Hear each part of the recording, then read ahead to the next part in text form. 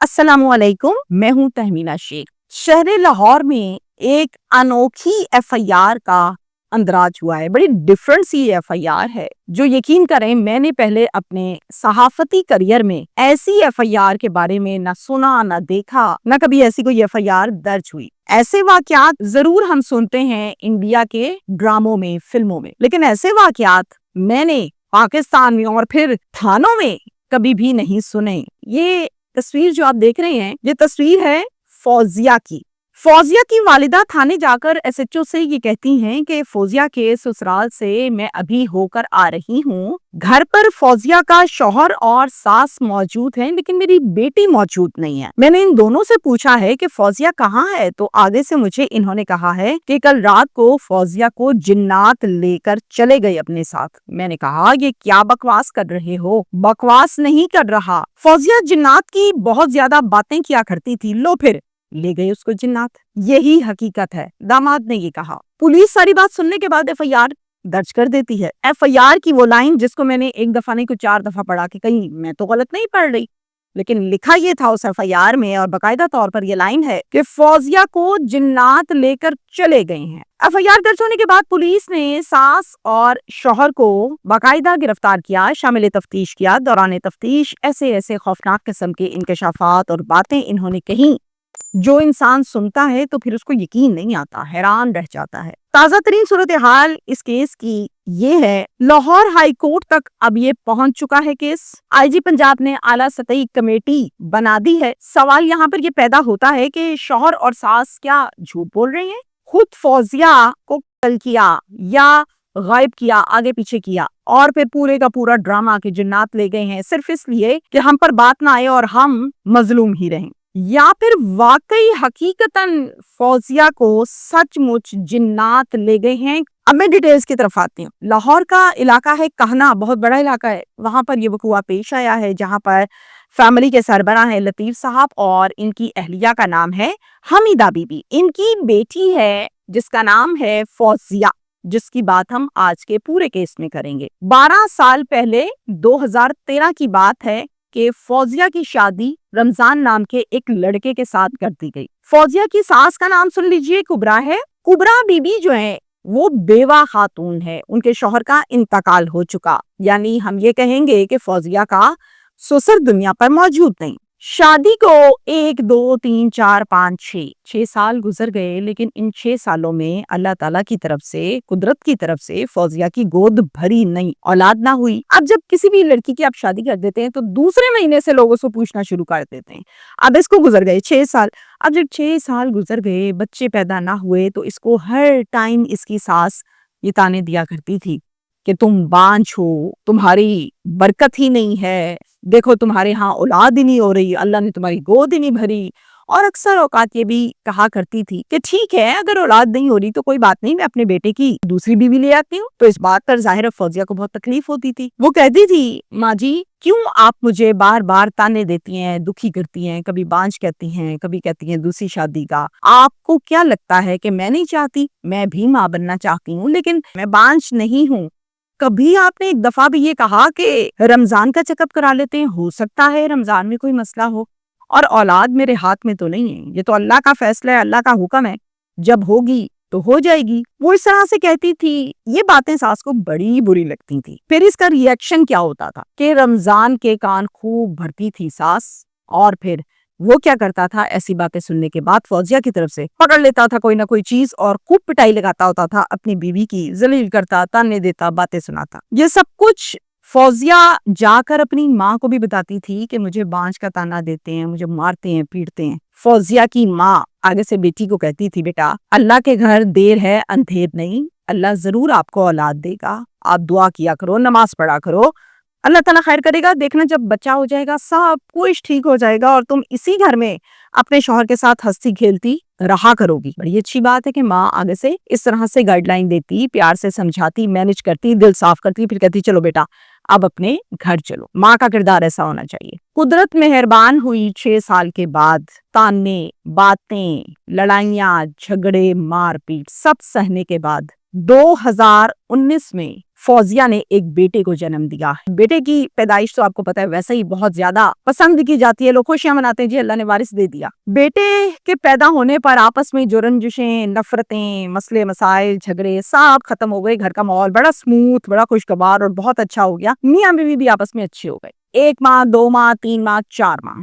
دھیان سے سنیے, یہ بیٹا 4 ماہ کا جب ہوا, یعنی کہ 18 مئی 2019, آج سے 6 سال پہلے, حمیدہ بی بی کا دل کرتا ہے کہ میں ذرا جا کر اپنے نواسے سے تو مل لاؤں, کافی دیر ہو گئی, ملی نہیں, دیکھا نہیں. لاڈلا تو تھا وہ بھی اپنی نانی کا. حمیدہ بی بی جاتی ہیں فوزیہ کے گھر, اور وہاں پر اس کی ساس موجود ہے, شوہر موجود ہے, لیکن بیٹی موجود نہیں ہے. شوہر سے پوچھتی ہے بیٹا فوزیہ کی طرح نظر نہیں آ رہی.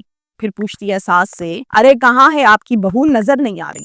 تو آگے سے داماد یہ جواب دیتا ہے, دھیان سے سنیے, رات کے 3 بجے فوزیہ نے یہ بیٹا میری گود میں ڈالا اور پھر کچھ چلے گئی جنات کے ساتھ. ماں کہتی ہے تم لوگوں نے میری بیٹی قتل کر دی ہے, آگے پیچھے کر دی ہے, کہیں غائب کر دی ہے, اور اب جان بوجھ کر تم یہ ڈرامہ کر رہے ہو کہ جنات لے گئے ہیں.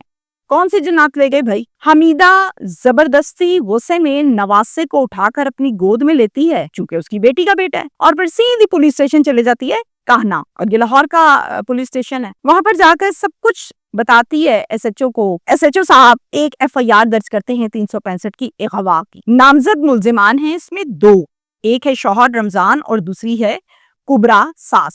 اب مدعی ہے اس کی والدہ یعنی حمیدہ بی بی. پولیس دونوں کو گرفتار کر کے تھانے لے آتی ہے اور پھر تفتیش شروع کرتی ہے, اور تفتیش میں بہت کچھ پوچھتی ہے کہ ہاں بھائی کہاں ہے فوزیہ, کدھر کی ہے تم دونوں نے؟ آگے سے دونوں کہتے ہیں اس کو تو جنات لے گئے ہیں, تم لوگ فوزیہ کو بہت زیادہ مارتے پیٹتے تھے.